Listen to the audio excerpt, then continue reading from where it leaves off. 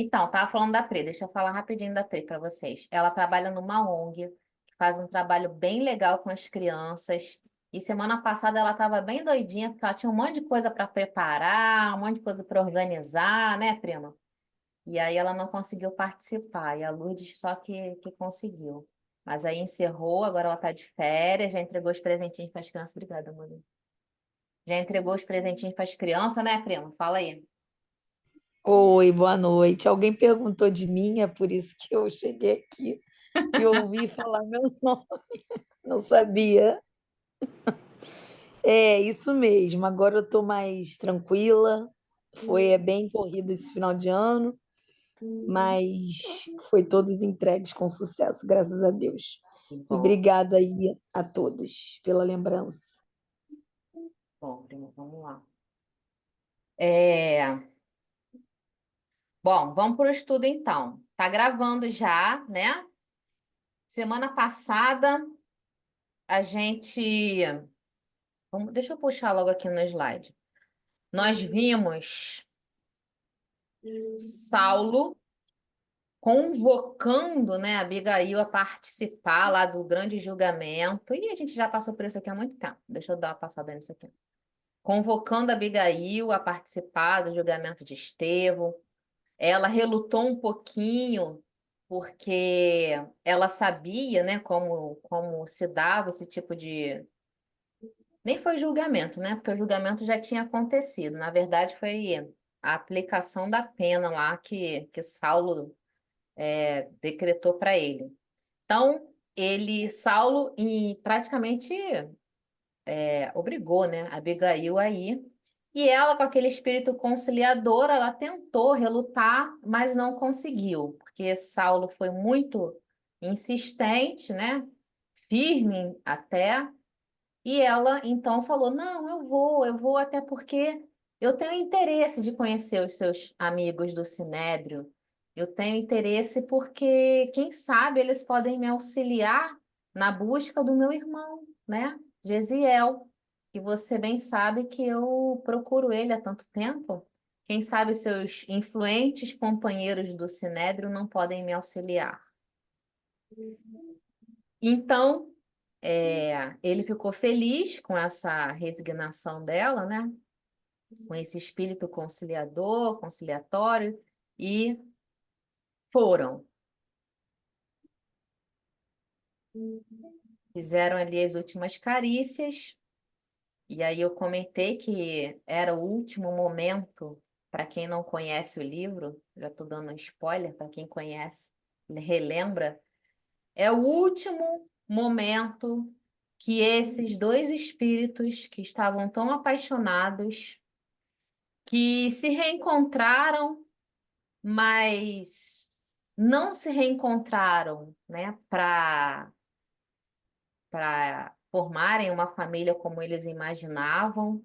Poderiam até ter formado, né? André que gosta, né, amigo?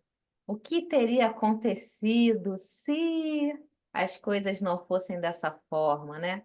Se isso tudo não tivesse acontecido, talvez tivessem formado, sim, uma família, por que não, né? E tivesse, Abigail teria auxiliado Saulo de outra forma, né? De como ela auxiliou. Mas, pois bem, não foi assim, não foi o caminho que Saulo escolheu, exercer o livre-arbítrio de outra forma. Então, esse foi o último momento que esses dois corações, esses dois espíritos que estavam ali envolvidos nessa grande missão, trocaram carícias, trocaram promessas de amor.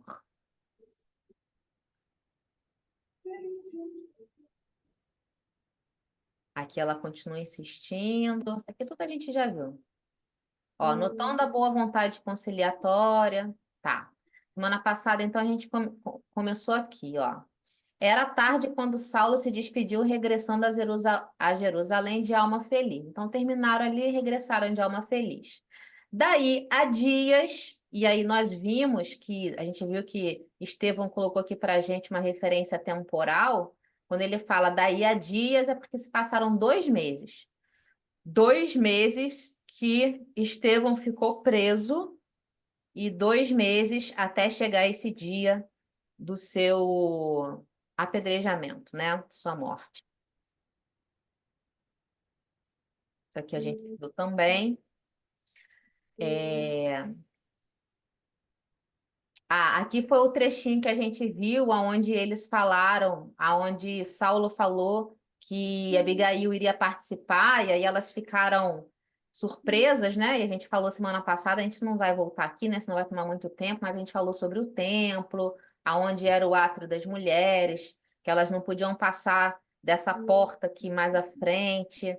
É, essa portinha aqui que a gente está vendo de frente, esse grande pátio aqui era o pátio feminino, das mulheres israelitas, né? E daqui eles não poderiam, as mulheres não poderiam passar, só que o, o altar do holocausto está aqui depois da porta, né? Então elas ficaram surpresas. Como que ela vai participar, né? Se está num local que ela não pode penetrar. E aí Saulo falou: não, eu quero que ela vá e ninguém vai se sobrepor à minha vontade. Em último recurso, Saulo disse a Abigail num gesto de tranquilidade e ternura: não deixe de oferecer ao condenado uma derradeira oportunidade para salvar-se da morte. Coração ali amoroso, misericordioso, né? Querendo que o seu companheiro oferecesse até o último momento a oportunidade de salvação para o preso. Aqui que nós paramos, né? Semana passada. Não, foi mais à frente. Ah, Nós paramos, Elaine, nós vamos começar hoje no parágrafo que fala: Estevão tinha agora o rosto enrubescido e envergonhado.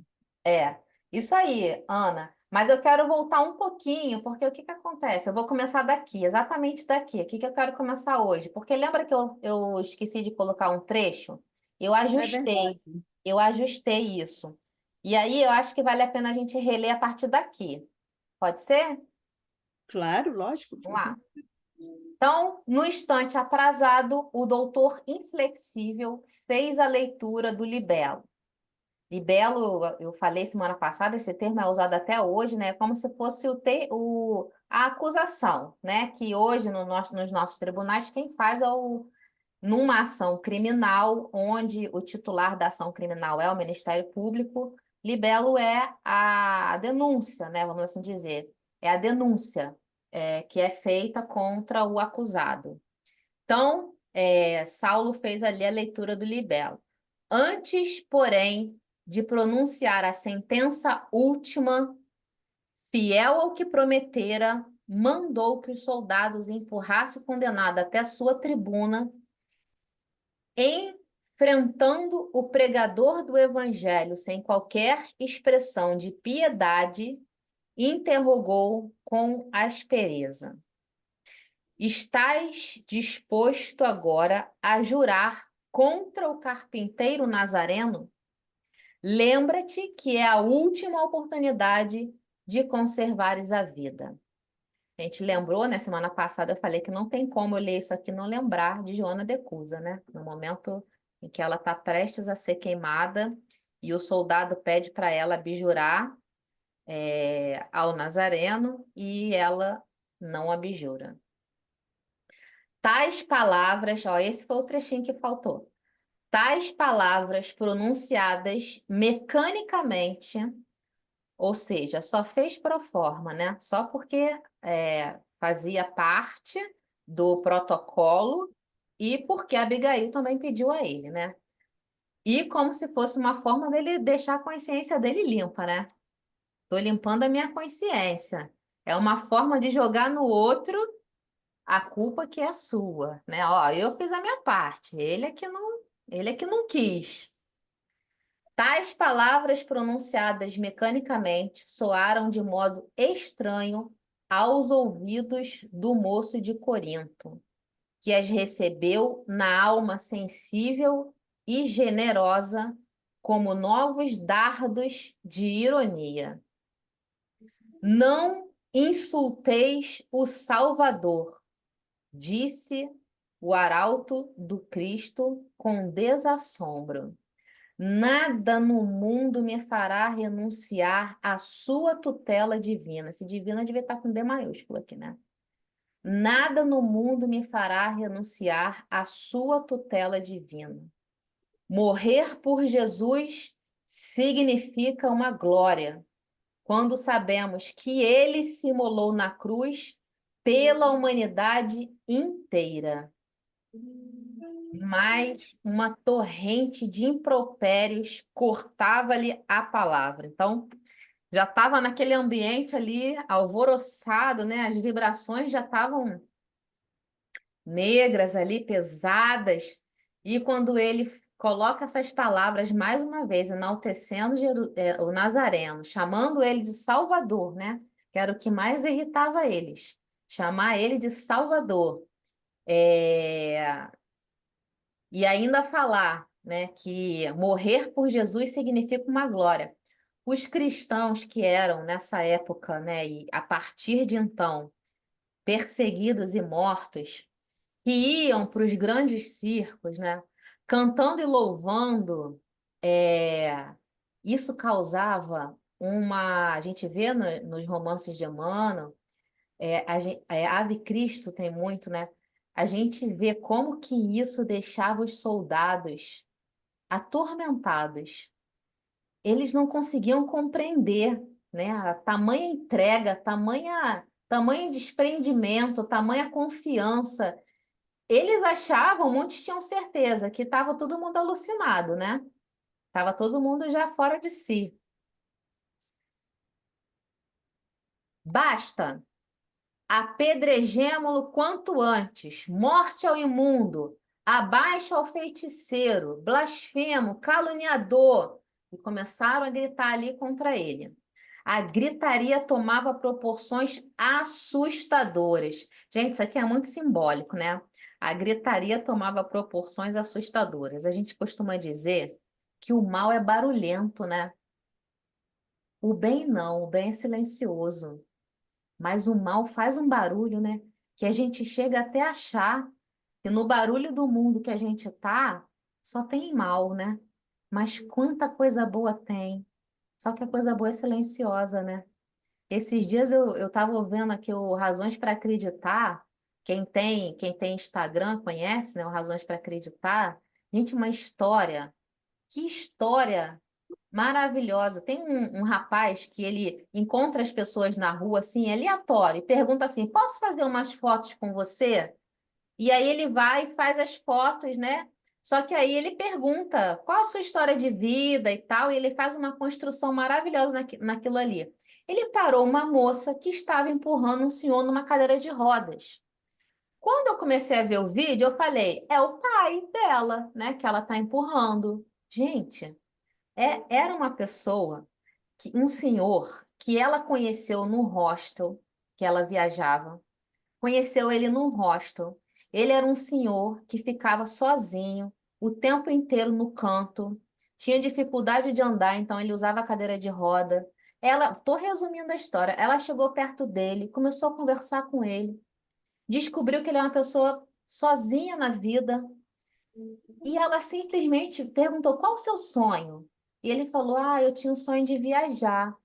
Ela simplesmente começou a viajar o mundo com ele, levou ele e se tornou o pai dela, e ela se tornou a filha dele, né? Uma pessoa que ela nunca viu na vida, o bem que essa pessoa fez na vida desse senhor que estava lá abandonado, jogado num canto de um hostel, né? Olha quanto coração generoso. Fala, Bezinha, fala, meu amor.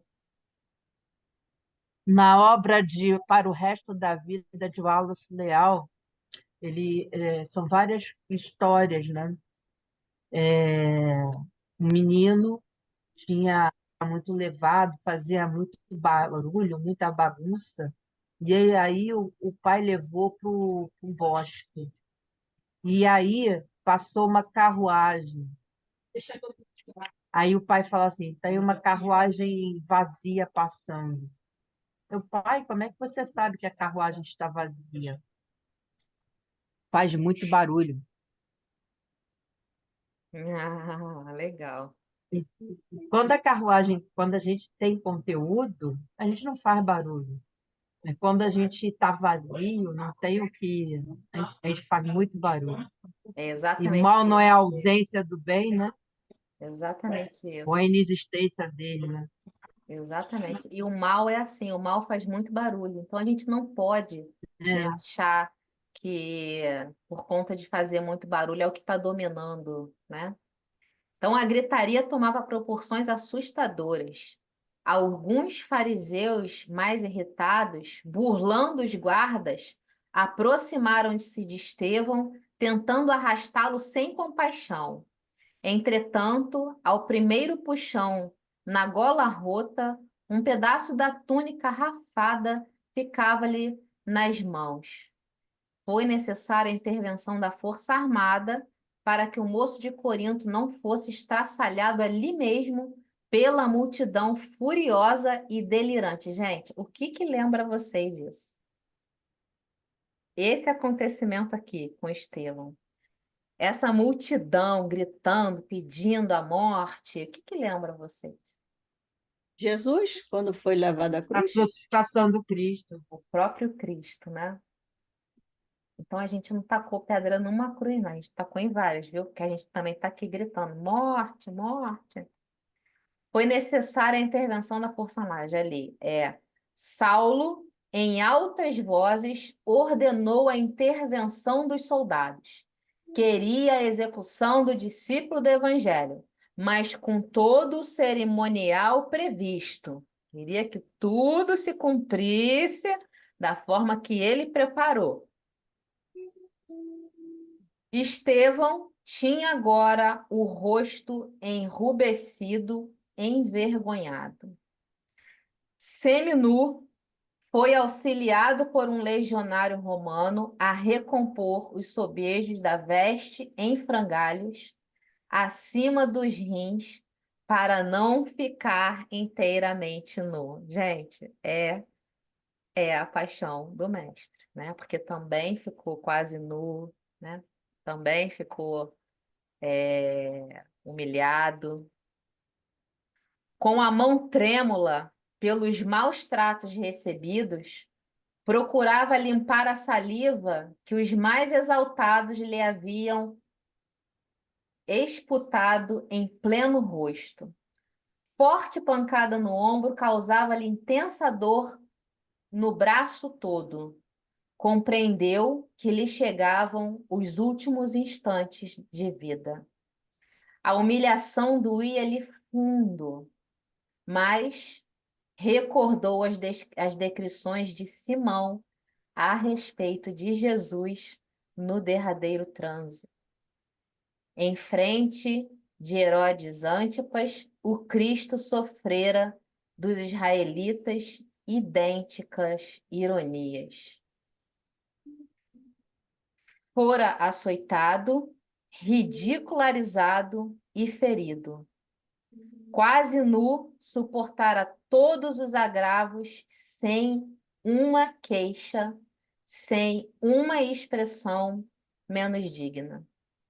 Ele, que amara os infelizes e que trabalhara por fundar uma doutrina de concórdia e de amor para todos os homens, que abençoara os mais desgraçados e os acolhera com carinho, recebera o galardão da cruz em suplícios imensuráveis.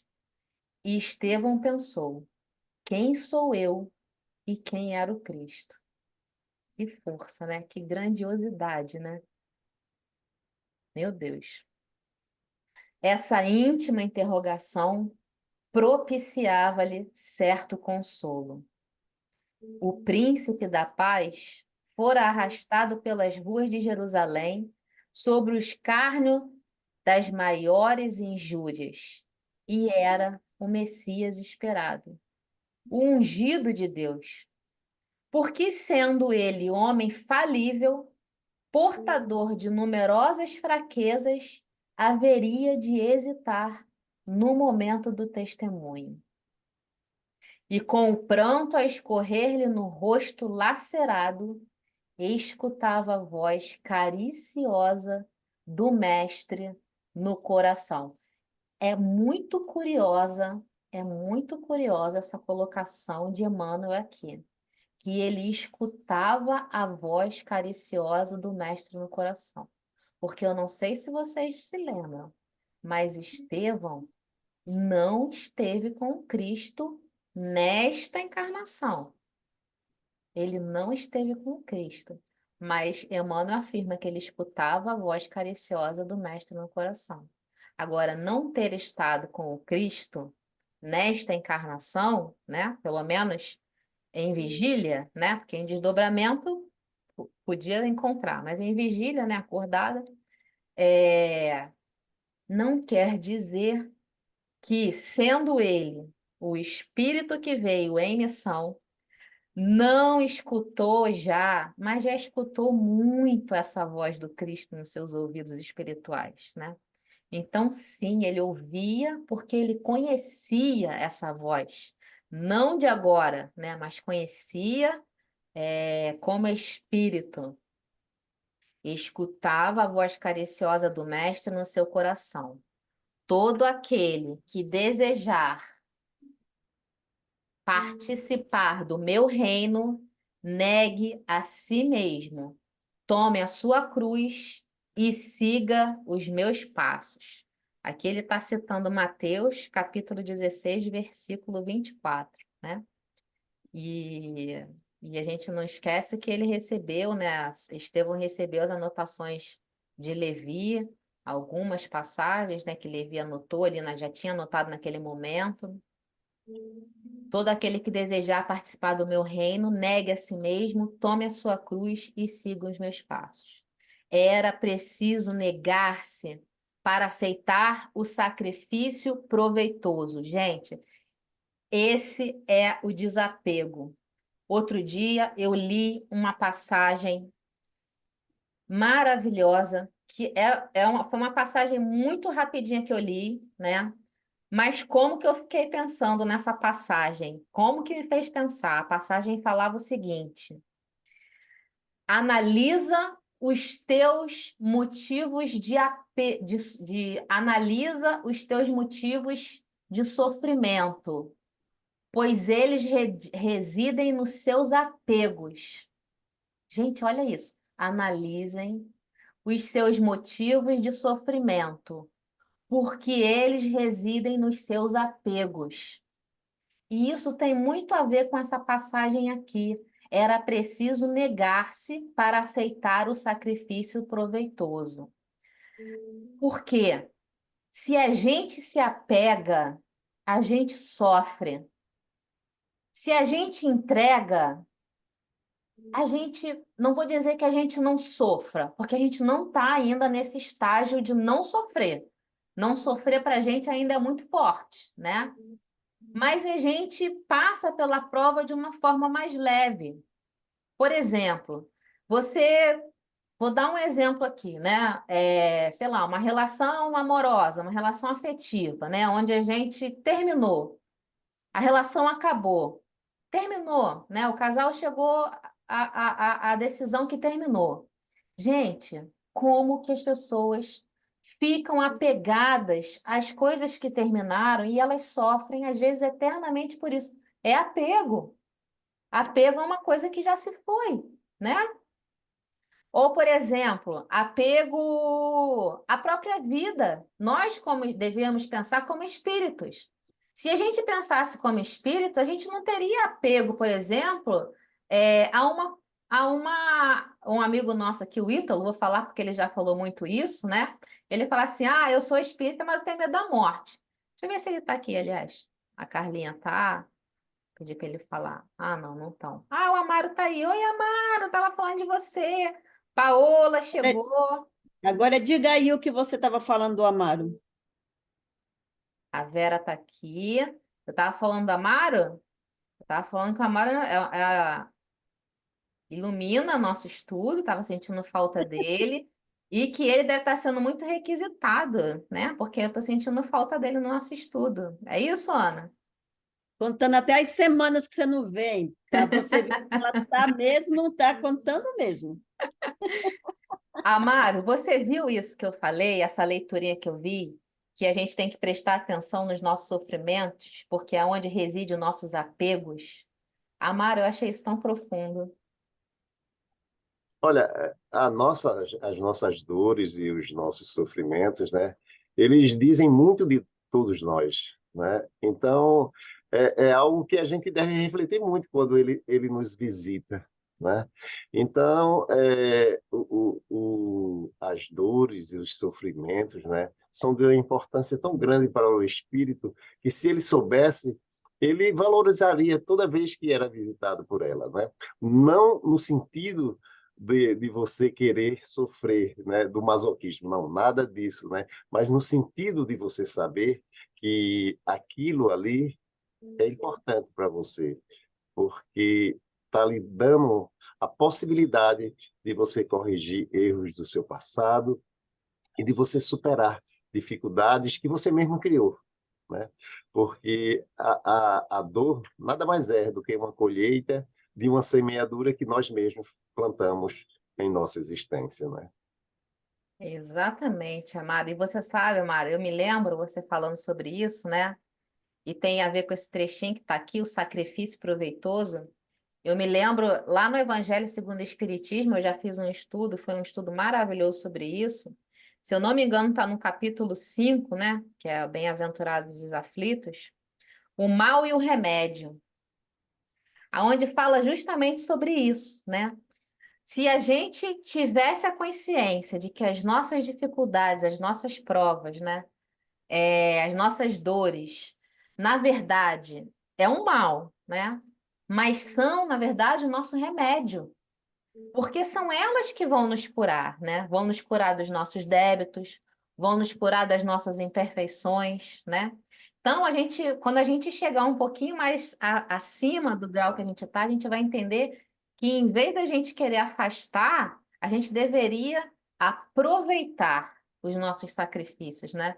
É o que Estevão está colocando aqui. Ora, preciso negar-se para aceitar o sacrifício proveitoso. Tudo é proveitoso, né? Quando a gente sabe aproveitar bem. É verdade, né? Agora aqui a teoria, não é? Na nossa condição espiritual atual, né? Nós sabemos essa teoria, né? Agora, quando a dor realmente nos visita, é muito difícil a gente trazer isso para a nossa vida, né? Eu me lembro muito bem que certa vez eu passava por um momento de muitas dificuldades, né? E eu estava assim, muito assim, à beira do desespero mesmo. Perguntava assim, né? Mas por que isso está acontecendo, né? Porque como aí eu disse assim, como é que eu devo me portar diante desse momento, né? Como eu devo, né? Porque era algo que eu não tinha construído nessa existência, né? Então, aí quando eu chego em casa, né? Eu estava dirigindo e pensando tudo isso. Aí chego em casa, eu abro o WhatsApp e vem logo uma mensagem assim, sem eu abrir, né? Só um trechozinho dizendo, olha, resigna-te, né? Resigna-te diante desse momento, porque depois você vai saber o porquê você está passando por tudo isso. Era uma mensagem, só esse trechinho, né? Aí eu digo, olha, a resposta veio na hora, né? E é isso mesmo, né? Diante da dor, a resignação. Né? Não é a aceitação da dor, é a resignação diante da dor, né? Para que você possa trabalhar, lutar para que ela passe o mais rápido possível, né?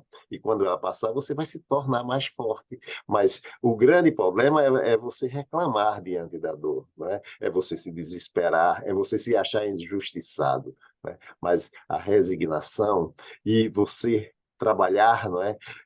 Como se você estivesse nadando contra a correnteza e superando a cada momento 1 metro, 2 metros, né? Até que aquilo passe, né? Porque vai passar, né?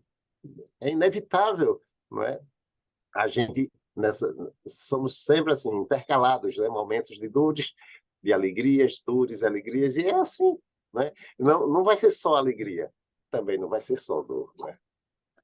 Muito bom. Obrigada, Amaro. Biazinha, você quer falar? Fala, meu amor. Quero sim, é que vocês falaram várias coisas aí, eu lembrei de algumas. Uma coisa é que arde cura, o que aperta segura, é o que a minha tia Léa dizia para mim quando eu passava a metiolate. Lembra do metiolate? Lembra? Arde, que arde cura, o que aperta segura, era o ditado dela, entende? E É isso aí, aí, soprar, Bi. e o mau remédio é para a gente, entendeu? Evoluir. E a outra coisa que eu queria falar, que não é só a questão do apego, a gente também não, e da resignação, a gente não pode ficar revoltado, né? Ficar reclamando, né? Se queixando, que também ontem eu abri uma página, né? Que falava sobre a queixa, né? Sobre o murmúrio, né? E isso também faz mal, isso é uma doença. A pessoa que reclama todo dia de qualquer coisa, toda hora, está sempre reclamando, isso não é bom, né? E Não, sobre esse trecho que você leu, por favor, coloca lá no grupo depois, tá? Que eu quero divulgar isso aí, vou colocar, Bia. Bia, que isso é aí que você muito está importante para falando. o momento que eu Ih, estou caiu no passando. microfone. Isso aí que você está falando, engraçado que ontem eu estava ouvindo também, estava ouvindo um médico que eu estou seguindo no Instagram, e Hum, e ele estava falando uma coisa que o Marcos fala muito, o Marcos Mozinho que está aqui, né? O Mozinho fala assim: ah, eu tenho ultimamente na minha vida, eu quero afastar quanto as coisas que podem me tirar do meu prumo. Ah, aí, gente, eu quero afastar isso de mim, eu quero viver em paz comigo, em paz com as pessoas, né, Mozinho? Acho que ele tá me ouvindo, amor? Ih, enfim, acho que ele dormiu. Quero viver em paz com as pessoas, quero viver em paz com todo mundo. E aí eu estava ouvindo esse médico falando, e aí ele começou a falar assim, porque a pessoa que vive reclamando de tudo, a pessoa que vive insatisfeita com tudo, que ela começa a produzir umas enzimas no corpo dela, e deu um nome lá, né? Deu um nome para os enzimas, para os hormônios, que eu não gravo o nome de nada disso. E isso que vai causando as células cancerígenas. Isso aí eu falei assim, e pausei. Aí levei lá para ele ouvir. Eu falei assim: olha aqui que ele está falando. Ele está falando que o que você faz, só que ele está dando nome para as enzimas e para os hormônios, né? Mas ele está falando exatamente o que você está falando. E é isso, né? Se a gente viver reclamando de tudo, se a gente viver com esse peso da vida, que nada nunca tá bom, nada nunca nos satisfaz, tudo fica muito mais difícil, né? A vida fica muito mais difícil, né? E sem contar que a gente adoece, né? Ó, a Priscila colocou aqui no. Agora eu tô lendo o chat aqui, para quem está vendo o nosso estudo gravado, eu tô lendo aqui o que os nossos companheiros colocaram aqui no chat. A Priscila colocou assim: eu vi isso. Acho que é o texto que eu vi no Instagram, que ela viu também, né, prima? A Alana colocou assim: esse trecho do livro hoje me fez lembrar de uma música evangélica muito linda. Ah, um louvor. Põe então, Alana, se você puder para gente. Ai, olha o que o André lembrou. Ai, que lindo, amigo. Olha só, o André lembrou um trecho do Evangelho de João, onde Jesus fala assim: as minhas ovelhas ouvem a minha voz, e eu as conheço e elas me seguem. Isso é muito bonito, né? É justamente esse trechinho aqui, onde Estevão falava que escutava a voz de Jesus, onde eu comentei que ele não, nessa vida aqui, ele não esteve, né, pelo menos materialmente, com Jesus, mas ele ouvia a voz de Jesus porque ele já conhecia a voz de Jesus. O André lembrou desse trechinho aqui de João, muito bonito. A Alana, tá, a Alana vai deixar no grupo. A Alana colocou dependência emocional na questão da separação que eu falei, né, Alana? Que aí as pessoas não conseguem se desvencilhar, ficam apegadas a uma relação que já acabou, né? E ficam sofrendo por isso. Gente, é muito triste. Gente, as relações estão muito, muito doentes, né? Porque vocês sabem que eu trabalho na justiça, né? E atualmente eu estou no plantão judiciário. E o plantão começa às 18 horas de um dia, vai a noite toda até às 11 horas do dia seguinte, né? Então, é o tempo inteiro pedido de deferimento de diversos tipos de medidas. Internação, que o plano não quer internar, transferência de hospital, que o Estado ou o município não estão transferindo a pessoa. Tem várias situações. Entre essas situações, tem as medidas protetivas que têm previsão na lei, que é a chamada Lei Maria da Penha, né? que são as medidas protetivas de afastamento do lar daqueles companheiros, namorados, maridos que cometem agressão com as suas companheiras, esposas, enfim, namoradas. Gente, de cada 50 procedimentos que a gente faz, cada 50 decisões que eu minuto, olha, mais da metade é medida protetiva de afastamento de lar. Muito mais da metade, viu? Se eu minuto 50 decisões, 10, vamos colocar assim, é de outras coisas, engloba outras coisas. 40 é tudo medida de afastamento de lar. E é triste isso. É muito triste ver o relato das relações como elas estão. Muito, muito triste. Você Bom, trabalha à noite, Elaine, nesses turnos? atualmente a gente está trabalhando desse jeito. Aí, o que acontece? Como eu e Marcos, a gente trabalha junto, a gente faz uma escala. Então, eu fico até um determinado horário, vou descansar um pouquinho, ele fica. Aí depois ele vai descansar e eu fico. Trabalho de equipe, que lindo. Mas a gente fica de 6 até as 11 da manhã, a noite toda. Hoje, por exemplo, eu tô acordada desde 5 da manhã, Uau. porque eu entrei no plantão ontem às 18 e saí hoje. No último plantão, a gente começou às 18 e terminou 4 horas da tarde. Bom, mas vamos lá, vamos prosseguir, mas é difícil, viu? Era preciso negar-se para aceitar o sacrifício proveitoso. Ao fim de todos os martírios, deveria encontrar o amor glorioso de Jesus com a beleza da sua ternura imortal. O pregador, humilhado e ferido, recordou o passado de trabalhos e esperanças. Então ele ali, ó, vamos ver o quadro que se formou aqui. Estevão está ali nos seus derradeiros momentos, consciente já de que a sua hora chegaria ali, de que ali ele não passaria. Mais uma vez, um espírito buscando, consciente, buscando o seu equilíbrio, porque a gente viu que a tristeza chegou até ele, né? A dor chegou até ele, mas ele não se desesperou. Essa é uma grande característica dos espíritos que já alcançaram um certo grau de lucidez da sua condição de espírito imortal.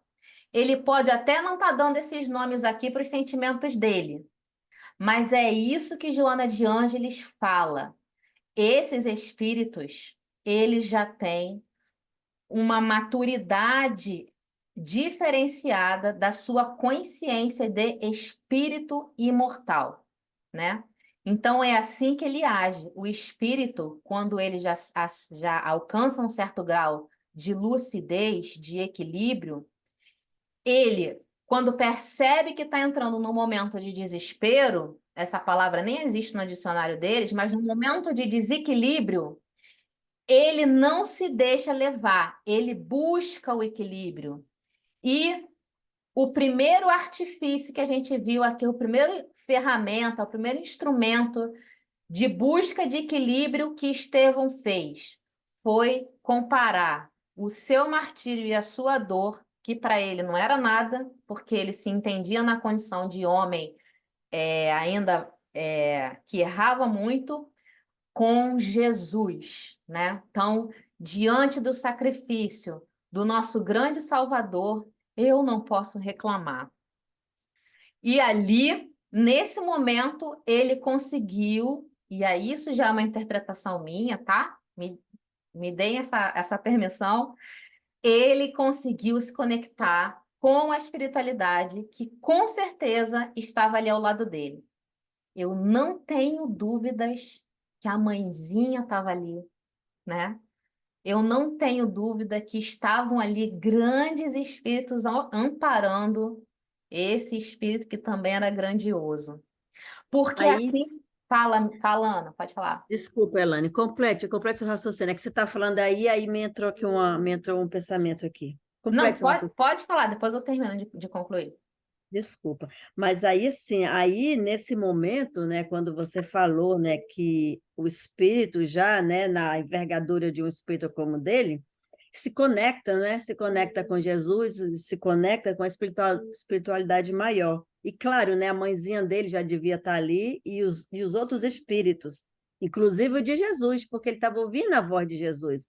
Aí eu quero dizer, nesse momento, as dores do corpo são aliviadas, aquela dor do braço, as pancadas.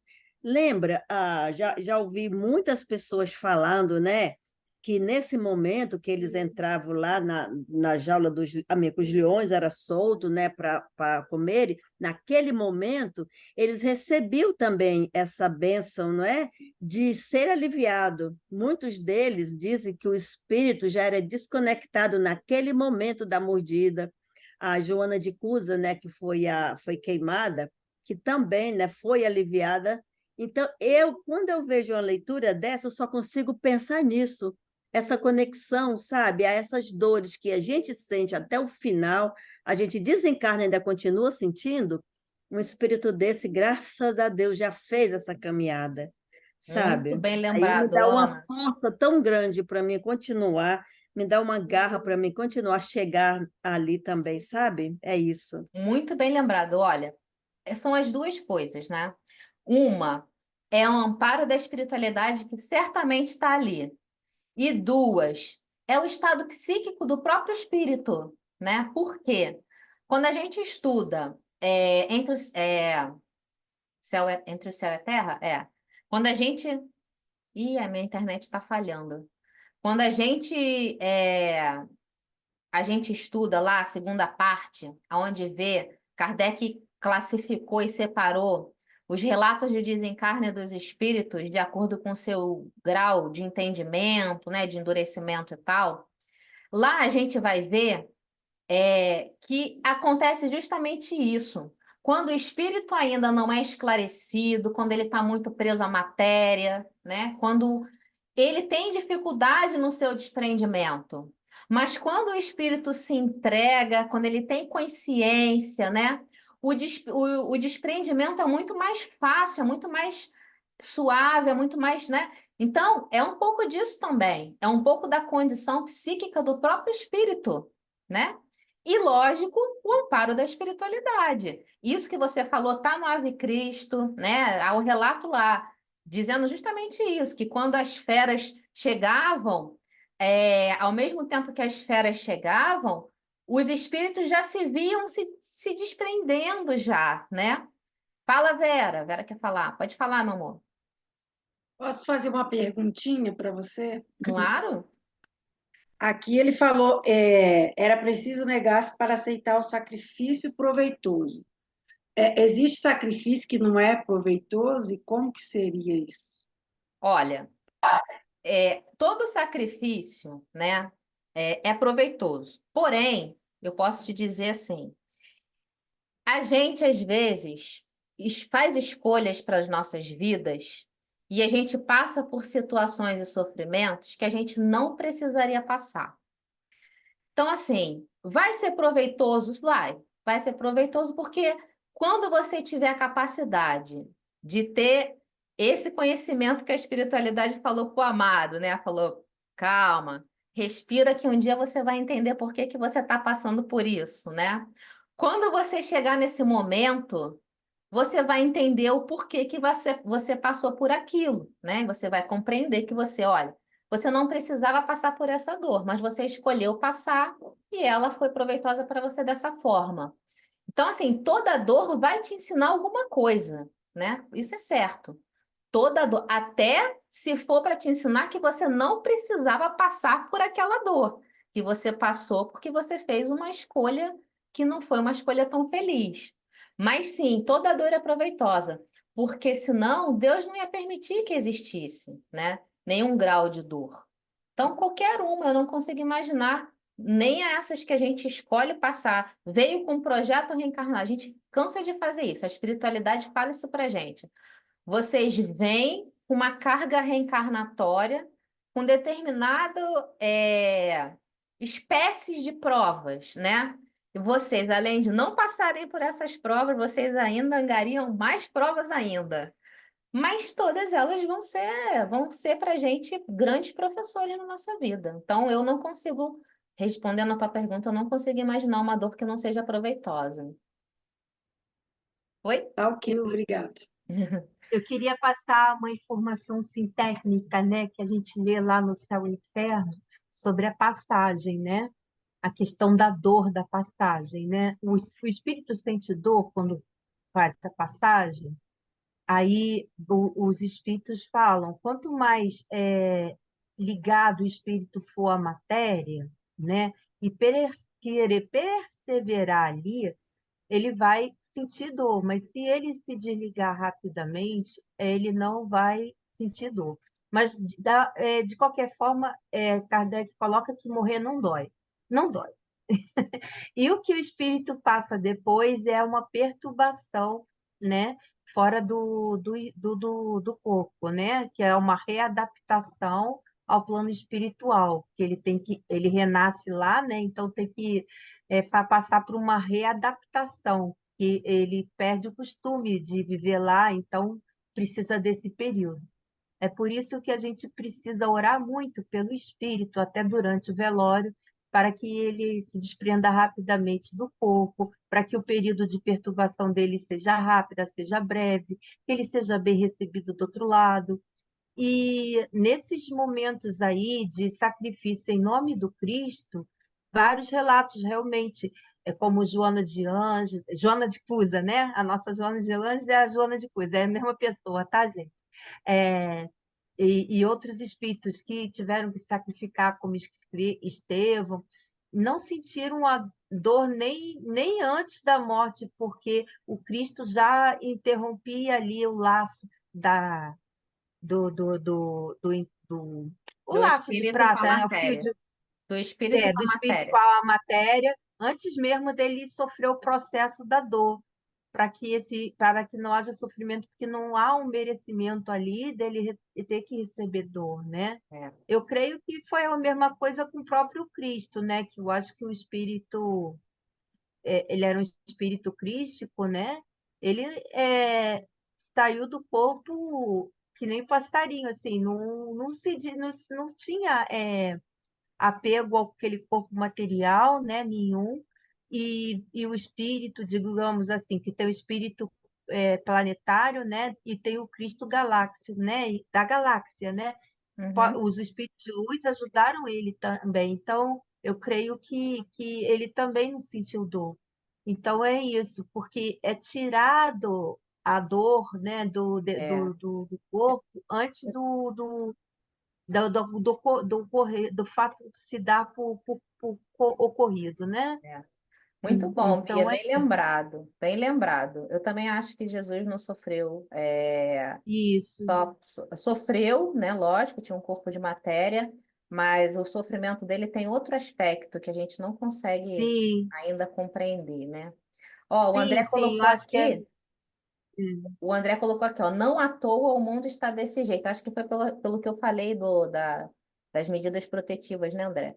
Se não há paz nem dentro dos lares, imagina como está o mundo. Olha Emmanuel novamente dando ênfase no zelo materno. Emmanuel também tinha essa característica, né? Mas em qual momento Estevão estava desconectado da espiritualidade superior? André colocou aqui no chat. Pois é, né, amiguinha? Não existia, né? Um momento. Mas eu acho que ele não estava desconectado em momento nenhum da espiritualidade superior. Mas eu acho que nesse momento aqui, eu acho que teve uma assembleiazinha ali dando uma parada maior, você não acha, não? Ó, a André colocou, legal que nesse momento ele vai recorrer às suas bases. A mãe. Ai, não consigo ver aqui, que tem um negócio bem na frente. A mãe, o pai e a irmã, é isso? Acho que foi isso que você colocou, né? Acho que é aquele sacrifício que sofremos pelo sofrer. A Ana Simon colocou. O André colocou, eu morro todas as noites e afirmo que não dói mesmo. Eu penso que Jesus sentiu dor, sim. Eu acho que ele sentiu dor, né? O André colocou aqui, eu penso que Jesus sentiu dor, sim. Eu acho que ele sentiu dor.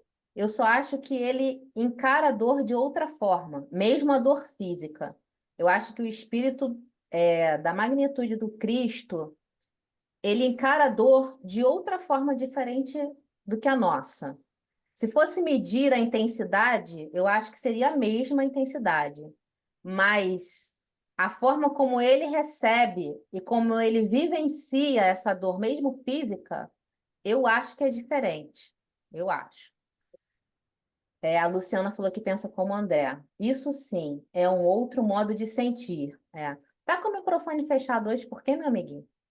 Vamos abrir nesse microfone? O pregador, humilhado e ferido, recordou o passado de trabalhos e esperanças. Que eu estava falando quando a Ana pediu para eu completar, que é isso aqui.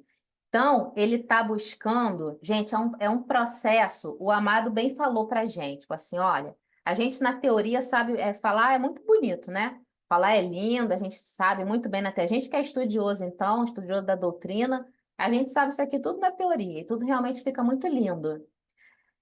Mas é importante a gente perceber, e a gente não pode passar por essa passagem belíssima aqui do livro, né? Triste, mas bonita de observar como que esse espírito utiliza dos seus instrumentos para buscar o equilíbrio, para buscar a sua conexão, para potencializar a sua resignação e a sua entrega.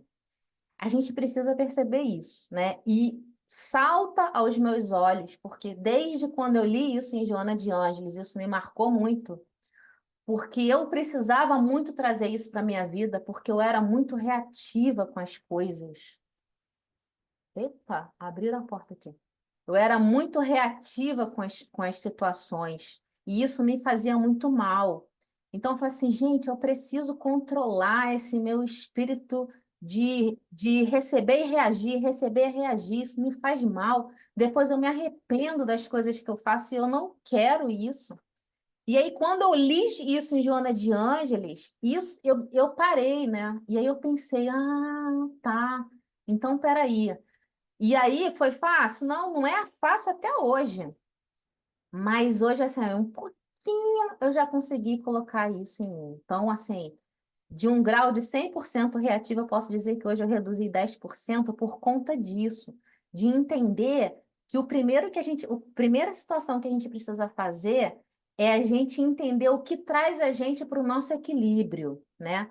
Porque se a gente deixar a ladeira abaixo, e se você deixar seguir ladeira abaixo, acabou.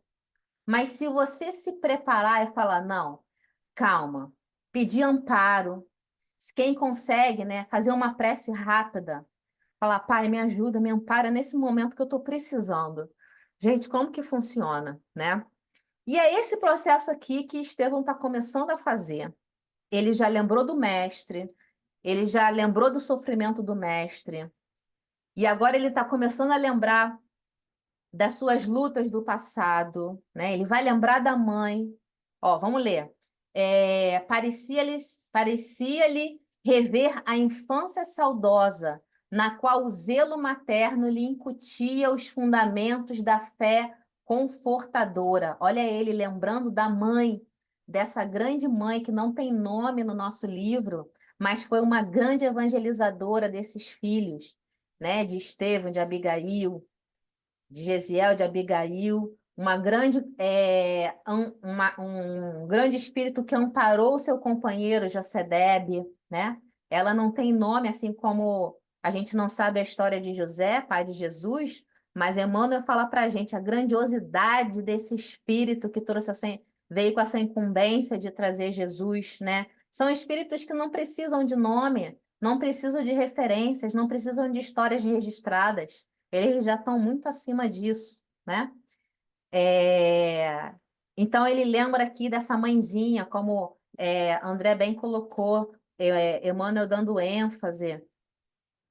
Há um relato, André está falando aqui, o André hoje não quer abrir microfone.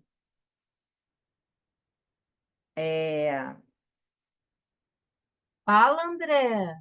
André colocou aqui no chat, ó, há um relato do Chico em que ele diz que mesmo se não fosse crucificado, Jesus desencarnaria por conta da série de agressões que ele sofreu antes da crucificação. É. A Isso tem um Luciana. relato do Chico que ele fala isso, que segundo Emmanuel, mesmo se não fosse o crucificado, né, os açoites, as agressões que ele sofreu, ele já estava com hemorragia interna, mesmo antes de levar a cruz, né, tanto é que ele cai no caminho, inclusive, né, inclusive ele morre bem rápido para quem era de morte de cruz, que demorava vários dias, né, isso demonstrava que ele estava num estado bem deplorável fisicamente, né, mas eu concordo, eu entendo que ele sentia dor, mas eu entendo que era uma dor, essa compreensão da dor, é como a Luciana bem falou, a Lani falou, né, que era uma compreensão diferente da dor, né, mas não exime da dor, né, eu creio eu, né. Não, eu também acho, amigo, não exime da dor. A gente tem pessoas que são mais resistentes à dor e outras que são menos resistentes à dor, né? E eu As acho. mais se chamam mulheres e as menos resistentes são homens. Gostei. Então, eu acho que na condição de um espírito mais elevado, a consciência dele Como é que eu vou explicar? O equilíbrio da consciência, né, leva a uma resignação maior e uma resistência maior. Não sofre tanto a dor como a gente sofre, né? Mas ele sentiu dor, sem dúvida. O corpo. É que eu sou. Desculpa, já. Pode falar, não. Não, não. A dor que Jesus sentiu, acho que mais forte foi a dor de ordem moral, Sim, por isso que eu ia ver o falar. quanto aqueles espíritos que somos nós, né, a humanidade, seus tutelados, tão, tão desviados, né? Então, tanto no Getsemane, não é que ele estava com medo, mas ele ficava triste pela nossa ignorância, né? Enfim, na cruz, a gente vê que ele se lamentava muito mais pela humanidade em si do que por ele, né? Então é outro entendimento. E a gente sabe que não precisa ser um Cristo, a gente vê que, por exemplo, tem monges budistas que, através do controle mental, conseguem se suportar. Já vi monge que se atira o fogo e nem grita. Tipo assim, consegue suplantar como se desligasse a chavinha da dor. Então, um Cristo que criou esse corpo físico, não teria mesmo? Teria. Mas eu acho que, mesmo assim, não exime totalmente, né? Enfim, é bem Sim, é complicado. Por verdade. isso que eu entendo que a É, dor principal foi moral. sim, Os com certeza. faquis que andam sobre chamas, né, de brasas, em cima de pregos, sentam. Faqui, né? Esses médiums, já vi médium em falar, né, que se colocou água quente, alguma coisa assim, não sentiu nada, põe a mão na cera quente, enfim, não sente dor, né? Não É. sente É o dor. controle, é o entendimento, né? O controle da mente. É. Aliás, os hindus fazem muito isso. Os hindus, o pessoal que é budista, com negócio de meditação, eles têm esse controle lá da mente. Tanto é que tem uma palestra do Haroldo que ele fala que lá eles não têm anestesia, eles fazem assim, pode fazer. Respira fundo e vai. Exato, entendeu? Eles não. Ah, Anestesia para gente aqui, para a raça andâmica aqui, que é branquela, que não aguenta dor, entendeu? Lá eles não não. precisa. Ana, você quer falar?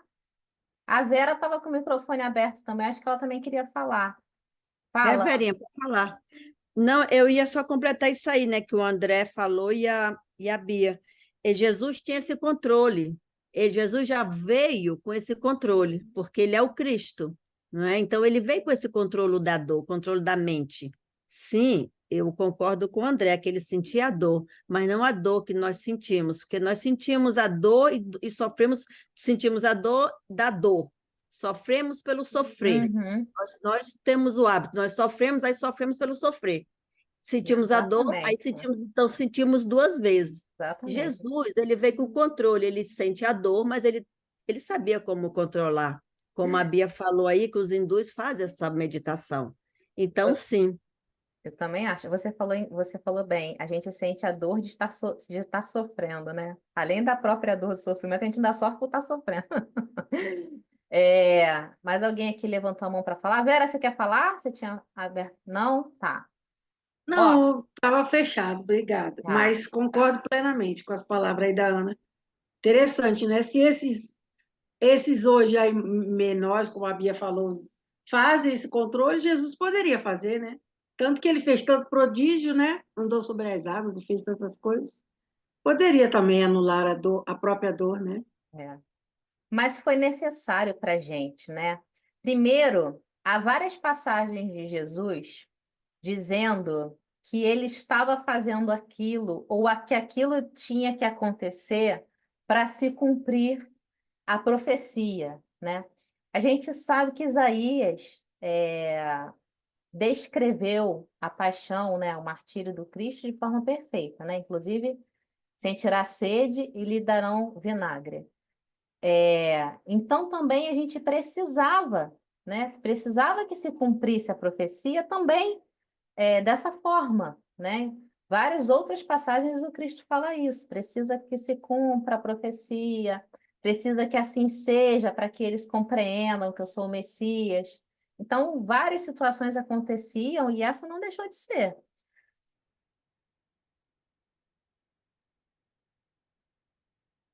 Vamos terminar de ler só esse trechinho aqui, que aí a gente encerra. O pregador, humilhado e ferido, recordou o passado de trabalhos e esperanças. Parecia-lhe rever a infância saudosa, na qual o zelo materno lhe incutira os fundamentos da fé confortadora. Engraçado, né? Não é fé libertadora, não é fé salvadora, é fé confortadora. E aí eu me lembro de uma fala do Haroldo, no estudo que ele deu, falando que o espiritismo não vai tirar a sua dor, mas ele vai te ajudar a passar por ela de uma forma mais branda, mais suave. Esclarecendo o motivo do teu sofrimento, ele vai te confortar. E é exatamente isso aqui, né?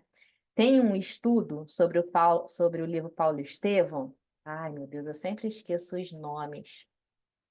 É da União Mineira. Se o André lembrar do estudo, não é da União Mineira. União Espírita Mineira, né? União Espírita Mineira. Sabe quem é? Um senhor que faz o estudo, de cabelo preto?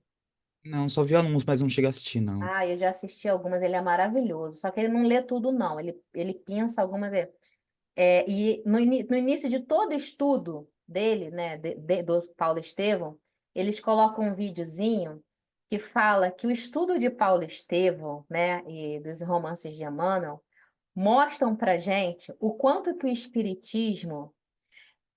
o cristianismo é redivivo, né, na sua origem, redivivo. E quanto dessa leitura a gente vê aqui da filosofia da doutrina espírita, né? Essa de que a mãe incutia os fundamentos da fé confortadora, porque é isso que a gente vê no espiritismo, né? E essa fé confortadora que a mãe de Abigail e de Gesiel colocava nos seus corações, né? É justamente isso, é esse conhecimento, né, de saber que Deus está presente em nossas vidas, de que Ele nunca nos abandona, de que as nossas dores têm que ser transpassadas com fé, com resignação, com esperança, sempre pensando em Deus. É muito bacana isso. Depois, as nobres aspirações da mocidade, a dedicação paterna, olha, ele se lembrando aqui da dedicação paterna, né, de um pai que, passando por todas as vicissitudes que passou, acolheu esses dois filhos de uma forma amorosíssima, né? Depois da partida da mãe. A dedicação paterna, o amor da irmãzinha que as circunstâncias do destino lhe haviam arrebatado. E lembrando da irmãzinha, ele mal sabia que ela estava ali bem pertinho dele, né? Amores, a gente não vai conseguir terminar, né? A gente vai parar por aqui hoje. A gente já avançou um pouquinho no nosso estudo. Amaro, quer falar alguma coisa, Amaro? Fala aí, Amaro. Kátia também, se quiser, fica à vontade. Olha, eu acho assim, né? Esse trecho que foi lido hoje aí do livro, né? Ele faz com que a gente silencie, né? E faça uma reflexão profunda.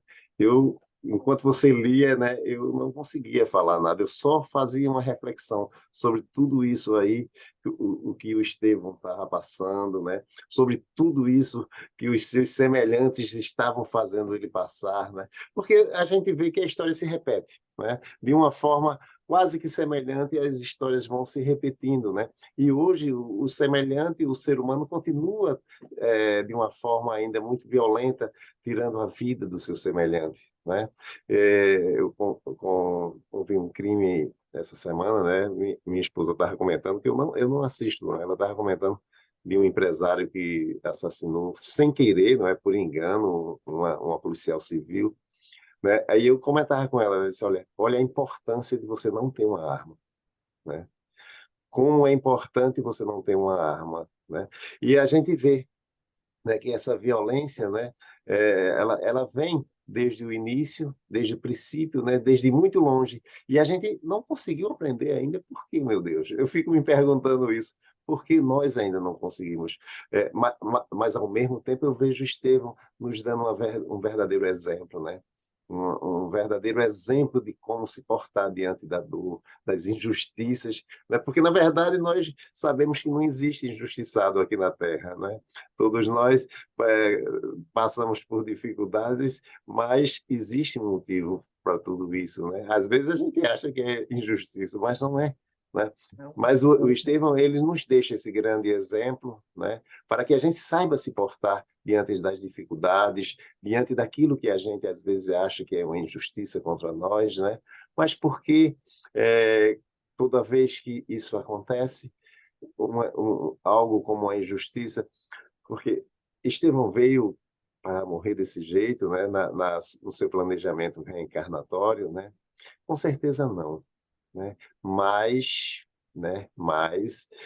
o que acontece é que muitas vezes as pessoas trilham o caminho. Aí quando se morre desse jeito, por que o espírito, né? Vai haver compensações, com certeza. Os espíritos nos dizem, olha, vai haver compensação, né? Aquelas crianças que às vezes entram um serial killer numa escola e assassinam, né? Elas vieram para morrer daquele jeito? Não, né? Mas elas vão ter compensações, com certeza, né? Mas existe cada caso é um caso, né? A gente não desconhece a história de cada um daqueles componentes ali, né? Mas a espiritualidade sabe, né? Por que é que um não morreu e o outro morreu, né? E por aí vai. Tudo isso tem uma explicação lógica, não é? Mas o que a gente tem que nos ater hoje é nesse exemplo que Estevão deixa para a gente, para que a gente saiba sofrer, né? Porque quando sofremos bem, nós nos fortificamos para o nosso futuro. Muito bom, amado. Obrigada, querido.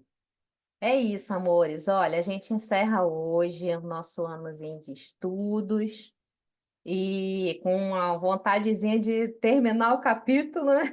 Fico aqui numa vontade de terminar o capítulo, de ver o fim. André, ó, André, gente. Não, eu tô de clima natalino. Ele está de rena de Papai Noel, Então, Reninha de Papai Noel, você vai está de fazer Rodolfo. a nossa prece de encerramento do estudo, a nossa prece de encerramento do ano. Mas antes, eu queria falar o seguinte. A gente já avançou bem na hora, né? 8h15, alguns companheiros já precisaram sair. Mas eu queria agradecer muito, Meu, agora eu vou muito, agir. de coração mesmo, a cada um de vocês que vem aqui toda terça-feira, que proporciona para mim, né, essa reunião maravilhosa. É muito bom, né? As palavras que eu falei na minha prece no início é o que eu verdadeiramente sinto. É muito bom quando a gente encontra pessoas que estão numa caminhada com a gente com o mesmo propósito, com o mesmo ideal, né? De transformação, de entendimento. Como é bom isso, né? Como a gente é bom se sentir pertencente a um grupo que pensa, né? Ou que pelo menos procura, né? Compreender como a gente está. a gente se fortalece demais, né? Quando a gente se reúne, quando a gente lê junto, quando a gente aprende junto. É muito bom a gente fazer parte. E eu sou muito, muito grata ao nosso recanto por me dar essa oportunidade. E a vocês também, queridíssimos, né? A gente constrói uma grande família, juntando cada pontinho, né, desse nosso planetinha. A Ana lá nos Estados Unidos, o André em São Paulo, tem gente da Bahia, né? Enfim, eu fico muito, muito feliz. Eu só tenho a agradecer a vocês, viu? Eu não tenho palavras para agradecer essa oportunidade que vocês me dão de estar aqui, da gente estar estudando e estar compartilhando tantas experiências boas. Então, sintam-se abraçados, que O vocês Amar é de tenham Pernambuco, né, Amar? Pernambuco, Alagoas, Pernambuco. Ó, sintam-se abraçados, tá? Ano que vem não me abandonem. Eu vou colocar lá no nosso grupo o dia que a gente vai retornar para o nosso estudo, tá bom? E se Deus quiser, ano que vem vai ser mais um ano de muito estudo e eu estou pensando em abrir mais um estudo. Vamos ver o que vai acontecer.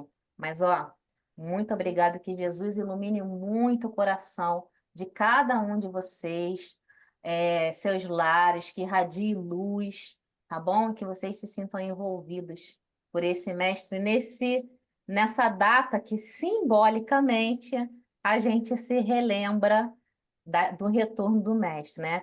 Que foi um gesto também grandioso de declaração de amor a nós, né? Não só sua entrega na cruz, mas quando ele desceu, né? Quando ele veio, quando ele se materializou aqui, foi um gigantesco, um grandioso exemplo do seu amor por nós também.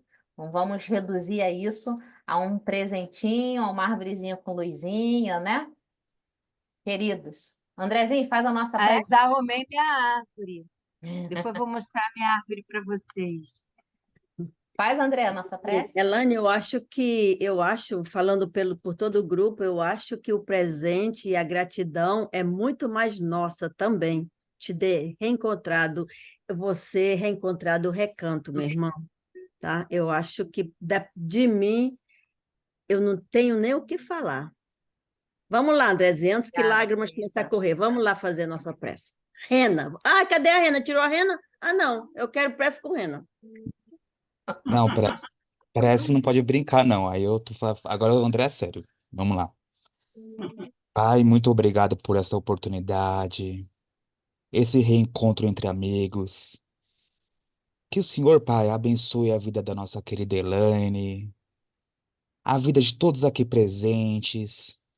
Que possamos, Pai, imbuídos desses bons sentimentos inspirados na exemplificação desses primeiros cristãos, dar o nosso testemunho a cada dia, nas nossas casas, no mundo, na nossa vida cotidiana. Agradecemos por esse ano de muitos aprendizados. Agradecemos a espiritualidade por trás do Recanto Espírita Sol de Assis, aos encarnados por trás dessa instituição, a Elaine, enfim, a todos só temos a agradecer. Que tenhamos um ótimo final de ano, com os bons sentimentos e que Jesus nasça em nossos corações todos os dias, desse e dos demais anos da nossa vida. Que assim seja, graças a Deus.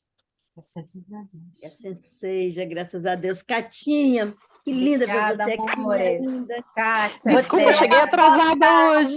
Por isso que eu fiquei bem quietinha. Tá Obrigada. Boas festas. Um Luciana, abraço para Paloma. todos. Kátia, eu vou te Obrigada, colocar no beijo grupo, tá bom? para vocês. Até ano que vem. Até, amores. Beijo, amado, Eliane. Ele Tchau, tá A tchau. Rena fofinho, chegou, que a é Rena Rodolfo, voltou. Adolfo, a Rena lá. Que linda, Reninha. Tchau, Elaine. Beijo, queridos. Beijo, minha linda.